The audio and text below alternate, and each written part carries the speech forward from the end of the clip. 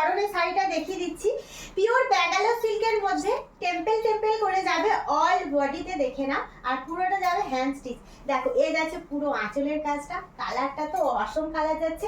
এরকম পুজোতে প্রচুর শাড়ি পেতে হলে শিল্পী নিকেতন কাঁথা স্টিচকে ফেসবুকের বন্ধুরা করো ফলো, আর ইউটিউবের বন্ধুরা করো সাবস্ক্রাইব। আর কেমন লাগলো কমেন্টে জানাও। আর আমার শোরুমের একটুখানি কিছু অংশ এক ঝলক ক্যামেরাম্যান জলদি ফোকাস করো।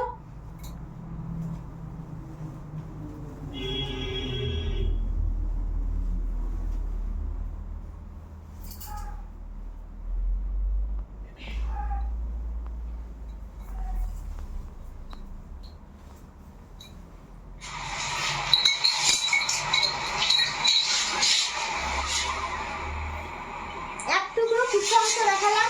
থ্যাংক ইউ সো মাচ ভিডিওটা দেখার জন্য।